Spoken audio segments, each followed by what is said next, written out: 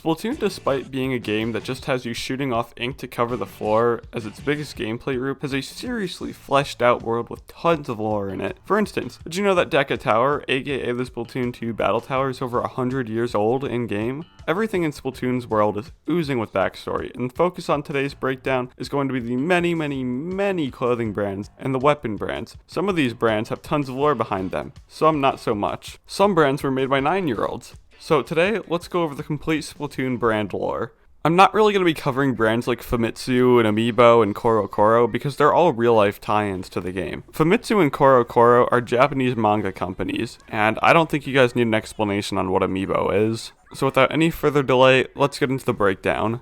I'm going to go in alphabetical order of brands that we're talking about, so we're going to start with Anarchy. The brand was introduced in Splatoon 2, and their items favor main power-up. Anarchy is 3 headgear items, 12 clothing items, and 3 shoes. The Anarchy logo appears to be a simplified squid sharing similarities with the Pearl icon in Splatfest t-shirts. Anarchy's symbol is supposed to give off the look of the Anarchy symbol, and it's supposed to have a similar word sounding like anarchy. It certainly does give off a Anarchy vibe, with its main ability preference being main power-up. Anarchy is described in the art of Splatoon 2 as a new brand that has risen through the ranks in recent years. Their clothes have developed a strong counterculture, post-punk feel, and everything from their head-printed t-shirts to more custom pieces of gear just oozes with originality. With their growing legion of devoted fans, this up-and-coming brand will definitely be one to watch. Cuddle Gear has got some lore behind it. Cuddle Gear has 9 headgear items, 13 clothing items, and 6 shoes. Cuddle Gear is also in collaboration with the creation of Bamboozler Mark II and III, as Sheldon wanted to pay tribute to Captain Cuttlefish and his grandfather, Moses Schellendorf. Cuddle Gear is also responsible for the weapons used in Octo Valley and Octo Canyon. Only the actual weapons though, not the replica ones that you can use in multiplayer battles. Some other fun facts is that Cuddle Gear made Marie's kimono and umbrella, as well as the snow globe that keeps Octavio trapped. Cuddle Gear has had something to do with the Cuttlefish family due to the name in their logo, with the squid and bamboozlers only backs that up. Cuddle Gear doesn't have a paragraph on them in the art of Splatoon 2, but my personal headcanon, which you don't have to believe, is that Cuddle Gear is in some way helping with production of military gear for the Inkopolis military. N-Parry is up next with their favorite ability being sub power-up. They have one weapon they make, which is appropriately named the N-Parry Splat Dualies. They have 4 pieces of headgear, 11 pieces of clothing, and 14 shoes. N-Parry is kind of weird with the gear that they make. They make a set of Japanese exclusive gear that a character whose name I forgot wore in the manga. They also make the Pearlescent and Rena Squid Kid 4s, which were made for the Springfest, which had the best Inkopolis square ever. Do not at me over that.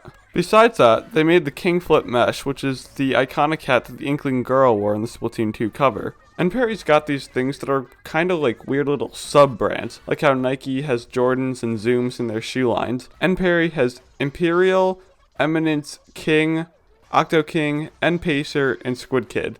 In Japanese, the name loosely sounds like, sorry for my bad pronunciation, De Oika, which is the Japanese name for giant squid, which would make sense as there's a giant squid on the logo. Their description in Art of Splatoon 2 reads, "A new star is on the rise among the familiar brands of Inkopolis Square. N-Parry has made a splash in the arena of casual sportswear by blending cultural influences from art to music into a new generation of street fashion."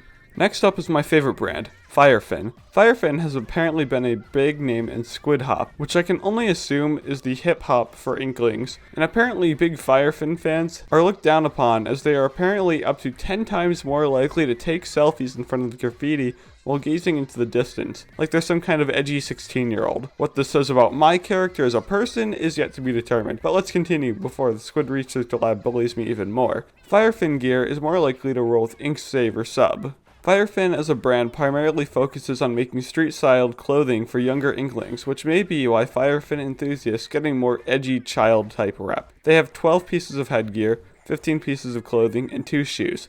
They made the Firefin Splat Charger and Splatterscope in collaboration with the brand Splat, which I had never heard up until now, but they're like one of the most basic and biggest groups out there. They have 2 sub-labels called Fish Fry and Fugu. Fun facts. The little logo on that Firefin is called Fish Fry, and it's the iconic Fish Fry's sub-label's icon. Their Art of Splatoon 2 paragraph reads, Firefin is a king in streetwear brands. Not only are their hoodies and caps always brimming with classic style, their bell hats and visors are throwback to old school hip hop, and their large selection of designs make them stand out from the sea of other streetwear brands. Forge is another fan favorite. Their brand's preferred ability is Special Power Up. Forge is looked at as one of the first fashion brands to mix utilitarian military with fashion, and apparently Inklings who prefer this brand have a tendency to hang out in things called military schools of fish. That is, according to the Squid Research Lab. So my first thoughts on hearing this is that Cuddle Gear and Forge are pretty similar. Let's do a real life comparison here. In my head, your average Forge user would be the guy who wears a Marines hoodie, but if he would ask to enlist in the Marines, he would avoid it like a plague. But the guy that wears Cuddle Gear would already be enlisted in the army and is about ready to ship off. Forge just gives me the vibes of they think the military is cool and fashionable, whereas the Inklings who wear Cuddle Gear are the Inklings who have already served in the military. This is all my headcanon, by the way, so you don't need to believe any of that little ramble. As for Forge's fashion, it's very varied.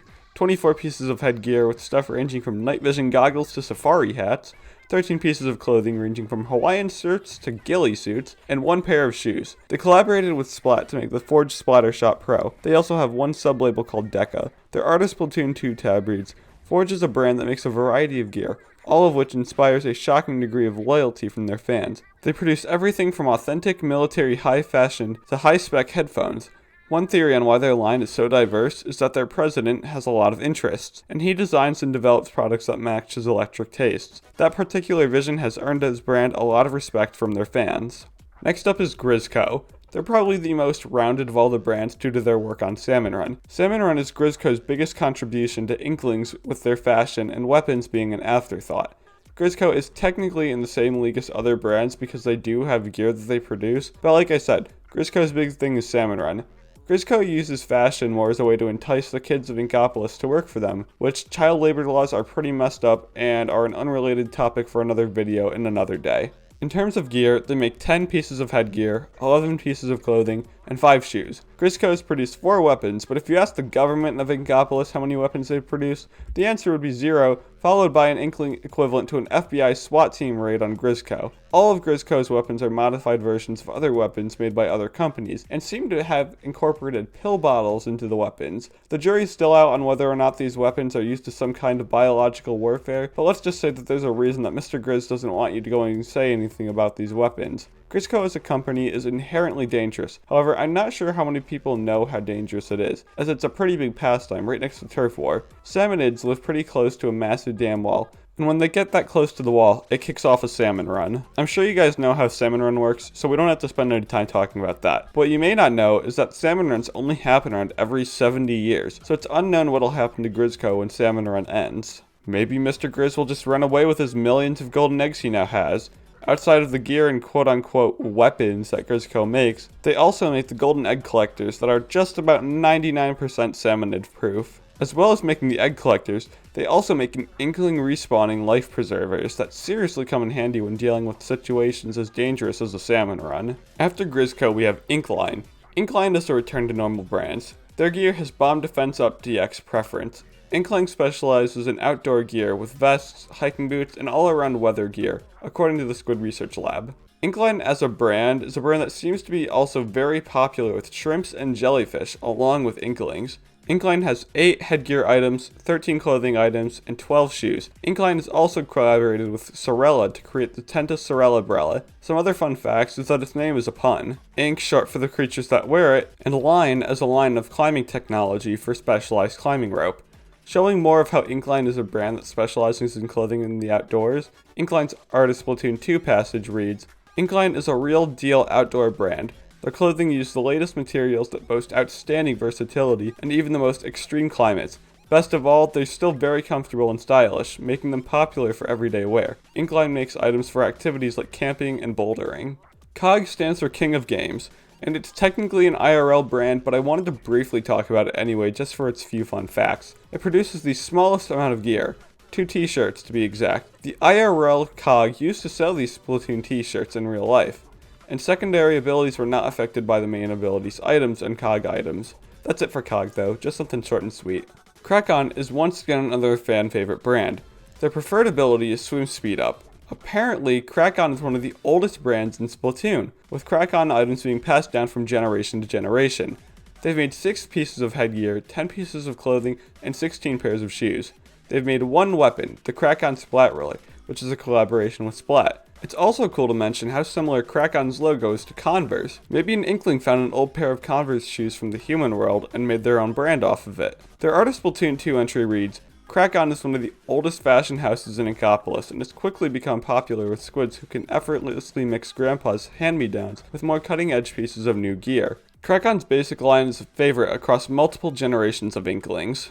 Rockenberg is kind of a boring brand. Their gear prefers run speed up. Their gear is kinda themed off of Western motorcycle culture, with their aviators, leather jackets, and motorcycle boots. It kinda gives me the vibe of that one friend you have whose grandpa owns a Harley. They sell 2 pieces of headgear, 15 clothing items, and 22 pairs of shoes. Rockenberg is also responsible for making a ton of brand t-shirts for bands like High Tide Era, Wet Fuller, and Squid Squad.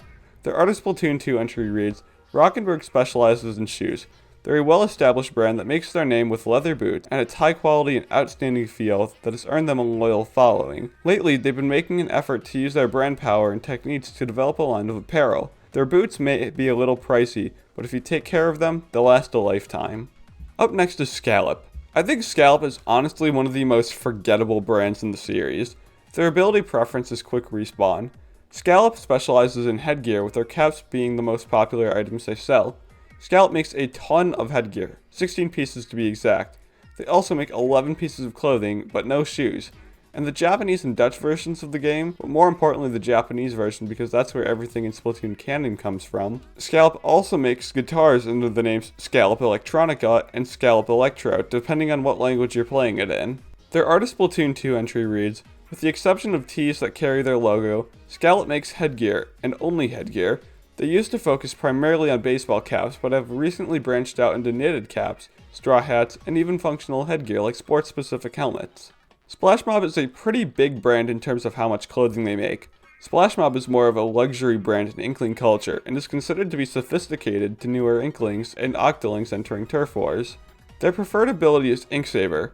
Like I said before, Splash Mob is more of a higher class brand. They take more of a formal retro look to their designs compared to brands like Firefin, who try to be more modern and hip hop branded. They make 8 pieces of headgear, 22 pieces of clothing, and 8 pairs of shoes. Splash Mob creates the most pieces of clothing of any brand. Their Art of Splatoon 2 entry reads, Splash Mob is an apparel brand that oozes luxury. Their casual yet sophisticated designs, silky smooth materials, and exquisite construction have solidified their reputation among the most discerning squids. They also sell all kinds of items, including shirts, eyewear, and shoes. Squid Force. Oh boy, this is a big one. Squid Force is way more than just a clothing brand, but before we get into all they do, let's break down their clothing first. Squid Force is one of the most recognizable brands in all of Inkopolis. It was so popular that it used to be the official brand for Turf War. Its preferred ability is ink resistance up. They have 18 pieces of headgear, technically 27 pieces of clothing, more on that later, and only 1 pair of shoes. About that technically, there's really been like 55 shirts depending on your language and region, because Squid Force makes Splatfest t-shirts, and there's so many different Splatfest t-shirts actually. Actually no, there's gotta be more like 71 Splatfest t-shirts because of Splatoon 1. Squid Force is still the official sponsor of Turf War and Ranked Battle, with their X-Squid logos being the symbol for Turf War, and their anchor symbol being the logo for Ranked Battle. We know Squid Force will still be the main sponsor of Turf War in Splatoon 3, as we see their logo on the new battle tower. Squid Force as a brand has been the real backbone of, well, all competitive ink-based fighting. Squid Force is basically Turf War. Like, they're synonymous with each other. Squid Force's Art of Splatoon 2 entry reads, Squid Force is the official brand of Turf Wars. Their global titan makes gear for everybody, from beginner to expert. They are also dedicating resources to cultivate top-level pros, creating cutting-edge ventures, and supporting Splatfest. Their latest tee, sporting a shiny reflective print on a v-neck, has exploded in popularity among the younger squids and kids. Takaroka honestly gives me strong Nike vibes. With their bright colored clothing and variety of shoes, it just screams Nike to me. Takaroka's gear prefers special charge up. Their gear is primarily focused on shoes, but does produce other types of clothing as well, usually being really out there and funky with their designs, as well as their gear from competitive sports. Takaroka has found a following in particular with the youth. Are you seeing the Nike similarities yet? They make 2 pieces of headgear, 15 pieces of clothing, and 14 pairs of shoes. Takaroka also collaborated with Squid Force and made the Trooper Power Stripes and New Day arrows for the Springfest. Side note, guys, I really miss Springfest so much. Like, it had zero right to be as pretty as it was, and I would do anything to play it again. Their Artist Splatoon 2 entry reads, Takaroka decks out their fans in sportswear with a focus on sneakers. They usually internally develop tech in their outfits and shoes, giving the designs an edge that makes them popular. They're a favorite of squids who want to stand out from the crowd. Tenatech is arguably one of the best brands. They're described as being known for their neon colors and fusion of fashion and function. Their gear has a preference to ink recovery up. Tenatech makes 3 weapons, the Tenatech Splatter Shot, which is a collaboration with Splat, and their own creations, the light and dark Tetra Dualies. Tenatech primarily creates sports gear like lots of other brands, but with a bright neon twist. They make 9 pieces of headgear, including 4 novelty visors used in the Springfest, 9 pieces of clothing, and 25 pairs of shoes. Tenatech sub-labels are the Iromaki 750 and the Norimaki 750 and the Sea Slugs. Outside of clothing, they also make a soda called Tentacola, which seems to be a counterproductive thing for a brand focused on athleticism. Either that or a very evil way to keep their customers in an endless cycle of gaining weight and losing weight.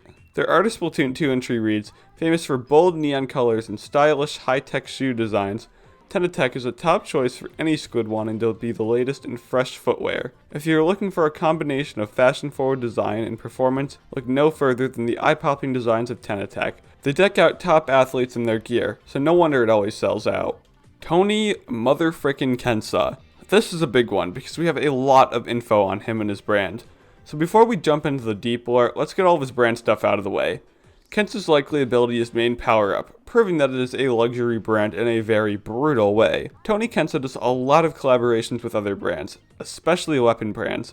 In their first weapon brand collaboration, they collaborated specifically with Splat, releasing the K Splatter Shot, K Roller, K Charger, K Splatter Scope, and K Dualies. In their second collection, they collaborated with more than just one brand, releasing the Nightmare K Splatter Shot Pro with Splat, K Luna Blaster with Neo, K Dynamo Roller with Ammo Knights, and K Sloshing Machine with Neo. Their third collection included the K Splattershot Jr. with Splat, Kensa L3 Nozzle Nose with Dolphin, K Octobrush with Nouveau, and the Kensa Undercover Brilla with Sorella. And in their final collection, they released the K52 Gal with Deco, K Rapid Blaster with Deco, and Kensa Mini Splatling with Splat, as well as the K Gluga Dualies once again with Deco.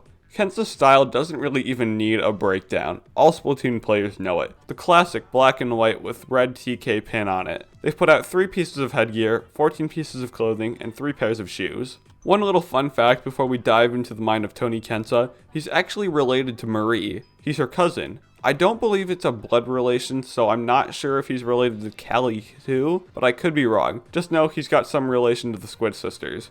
Now that I've mentioned that, we have a lot of lore on Kensa, and that's due to an interview in Hike Hero Walker, and forgive me if I said that wrong, which has never had an English version released, but translated by the CEO of Splatoon lore themselves, Rassicas. Their channel will be in the description.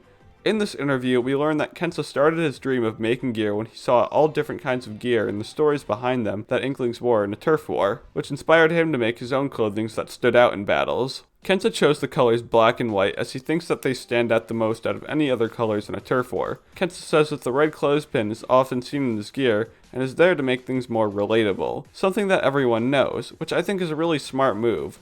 Kensa's Artist Splatoon 2 entry reads, Tony Kensa straight up named a brand after himself. Their focus on monotone designs and simple construction has won over the city's youth and earned them a space in a number of boutiques. They stay topical by creating collaborative custom-made gear with other brands. It's the secret to their popularity. Switching back to a pretty normal brand is Zekko. Their gear prefers Special Saber. Zekko is a popular brand for rising stars in the turf war scene. Their gear is designed to look tough and is popular in skate punk culture. They mix streetwear and formal clothing, but like I said, they mainly cater to the skate punk genre. They make 11 pieces of headgear, 20 pieces of clothing, and 9 pairs of shoes. Zekko doesn't just sell clothing. We know they sell bikes, as we can see with some Zekko logos in Arowana Mall. However, they may also sell cars, so sometimes you can see some come by with Zekko logos on them. Their Artist Splatoon 2 entry reads, Zekko is known for its casual wear aimed at street and surfer crowds. They make everything from varsity jackets to flip-flops, driving fresh trends by pairing headgear like baseball caps with button-down shirts. The last really dedicated to clothing brands is Zinc. Zinc is a pretty average company in the world of Splatoon.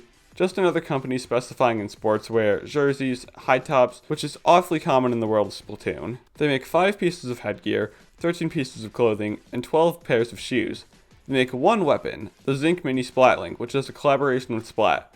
They also have 5 sub-labels, Dacro, Dacaronic, Deca, Seahorse, and High Horse. Their Art of Splatoon 2 entry reads, Zinc is an H2T sportswear provider. That's head to toe for those of you that don't watch Inkopolis' next top model. They carry a full line of shoes, headgear, and clothing for all kinds of sports. Fans of the brand appreciate their simple, sophisticated designs. Their Seahorse line of shoes has become a street fashion classic. So that wraps up the primary clothing brands. Now let's break down the weapon manufacturers. And just an FYI, there's less info on these than the clothing brands. So the first brand to talk about is Splat. I don't have any idea how I've never heard of them in all of my time playing Splatoon, even though they're like the biggest weapon brand. Splat as a brand aims to give weapons to beginners. The weapons are based off of things like water guns and paint rollers. Well, at least the main weapons are. The sub-weapons are based off of actual bombs, and specials like the Inkzooka and Tenna missiles are based off of actual missiles, and the Inkzooka is based off of a bazooka. I'm not sure exactly what Ink Armor and the Booyah Bomb are based off of, but both are working specials that Splat makes. Why Splat doesn't have an actual in-game presence doesn't really make a whole ton of sense, as literally everyone owns at least one Splat weapon with a Splattershot Jr., so hopefully we get a little bit of more information in the next game. Next up is Deco. Deco as a company makes a ton of weapon types that aren't based off of traditional Splat weapons. Their unique weapons are the 52 cal Deco, 96 cal Deco, Rapid Blaster Deco, and a pro version of both of those, Slasher and Slasher Deco, Hell and Hell Deco, Galuga Dualies and Galuga Deco, and the Seeker. Deco has a thing of bedazzling their weapons, which is a reason that some people think Deco is short for decoration. And I'm not honestly sure if it's pronounced Deco or Deco, so that's why I've kind of been saying them both. But honestly, that's not what I think Deco stands for, or is short for. My opinion is that Deco is short for bringing hell out of the ground and encounterable on Earth. After that, we've got Dolphin, which is one of the most boring brands that we don't really hear a ton about. But they make the L3 Nozzle Nose, L3 Nozzle Nose D, the H3 Nozzle Nose, and the H3D. The Classic Squiffer, New Squiffer, Sprinkler, and Inkstorm. All of the Dolphin weapons are really about keeping distance between you and your opponent. They're not really an interesting brand. They have a niche that they fill, and they fill it well, but they don't really differentiate themselves the way other brands do. Now here's an interesting brand. Neo takes a very unique approach to weapons. Some are based off of tattoo guns, some are based off washing machines, some are pulled straight from a sci-fi movie, and some of them are pulled from your worst nightmares. They've got weapons for most types of players. Outside of weapon manufacturing, they also do construction. That little mole guy you've seen around Splatoon, that's one of Neo's logos that's primarily shown off for construction. After that, we've got Nouveau. By the name alone, we can tell it's got a French influence. Most of Nouveau's weapons are based off of the remains of the human world, like the Ink Brush and the Octobrush and their Nouveau counterparts. They also make the Tri-Slosher and Tri-Slosher Nouveau, which is just Nouveau selling a bucket as a weapon. But their most technologically advanced weapons would have to be their Dapple Dualies and their Ballpoint Splatlings. The Dapple Dualies fire low range, and the Ballpoint Splatling can be charged up again while it's firing. They also make the Disruptor and Toxic Mist, along with the Ultra Stamp, which is a collaboration between Nouveau and Squid Force. Custom is a brand that likes to produce long-range weapons. All of their weapons have a very industrial look and are heavier than most weapons, resulting in lower mobility. I know what you may be thinking right now. Not all of weapons made by Custom are long range. They also make the Custom Splattershot Jr. But they actually don't, because some weird stuff in translating, the name is actually Custom, but is made by Splat, even though it's got Custom in the name. And if you need more proof, in the official image for the Custom Splattershot Jr., you can see the Splat logo in it. Custom makes all sorts of things like Squelchers, the dual Squelchers, the normal blasters and range blasters, E-Looters 3K and 4K, as well as their scoped variants, Goo Tubers, Exploshers, Hydra Splatlings, Dually Squelchers. They also make the Suction Bombs, Ink Mine, Point Sensor, Squid Beacon, Torpedo, Stingray, and the Killer Whale. Everyone's heard of Ammo Knights. Besides making their own weapons, they're responsible for distributing weapons throughout Inkopolis. Ammo Knights only produces weapons made by Moses Schellendorf, who, if you didn't know, is Sheldon's grandfather. Ammo Knights produces the Aerospray MG and RG, the Dynamo and its Gold Dynamo Roller variant, Bamboozler 24 Mark 1 and 2, the Nautilus 47 and 79, as well as all of the hero weapons. This next brand is very weird and just a total outlier. It's Nintendo. I said I didn't want to talk about real life brands, but I kind of have to because of the weapons they make and how important they are. Nintendo produces the NZAP 85 and 89, which are based off of Nintendo's NZAPs for the NES, but they also produce the Bomb Launcher, which is based off of a toy Nintendo made called the Ultra Machine that they released in 1967. I find it a bit odd that Nintendo put a cameo of themselves in Splatoon, but hey, you know, they're in charge. After Nintendo is Sheldon's Picks. This is where all of Sheldon's takes on weapons come from. Go figure. Sheldon created the Wasabi Splatter Shot, Berry Splatter Shot Pro, Tempered Dynamo Roller, Permanent Ink Brush, Soda Slosher, Fresh Squiffer, Bamboozler 14 Mark III, Refurbished Mini Splatling, Splooshomatic 7, Eris Reed PG, NZAP 83, Grim Range Blaster, H3 Nozzle Nose, Koro Splat Roller, Bento Charger, and Splatterscope as well as the Heavy Splatling Remix, Tentacam Umbrella, and the PTSD-inducing Clear Dapple Dualies. Foil is a pretty boring brand that doesn't make a whole ton. They make the Squeezer and Foil Squeezer, Flingza and Flingza Foil Roller as well, and they also make the Baller and Bubble Blower as well. They aren't really an interesting brand, and like I said, they don't really do too much. Sorella brings a return to interesting weapons and manufacturing. Sorella is responsible for more of the umbrella-based weapons like the Spratbella, which is a collaboration with Splat. The Sorella Brella, the Tentabrella, Tenta Sorella Brella, Undercover Brella, and Undercover Sorella Brella. They also make the baskets used in Clan Blitz, and we can see this as their logos on the bottom of the basket. After that is Auto. They only make one weapon in-game, that being, and big surprise here, the Auto Bomb. However, in Schellendorf Institute, there's a model battleship with the Auto logo, and on Perla Marina's helicopter, you can also see their logo too. So maybe they make military technology or civilian-grade high-class modes of transportation. Or, who knows, maybe they make both. Another one-weapon brand is Fizzy, and once again, surprise surprise here, they make the Fizzy Bomb. But unlike Auto, they don't make any other cool gadgets, just the Fizzy Bomb. Well, what did you think about all this weird lore that all the brands have in the Splatoon series? It's so weird that a game about shooting the floor would flesh out its imaginary brand so much, but you know, hey, I'm not complaining. The more lore, the better. But anyways, that is it from me. If you liked this video, consider giving it a like and maybe subscribe. I make pretty cool content occasionally and it's almost worth watching. Anyways, I will see you gamers later. Bye.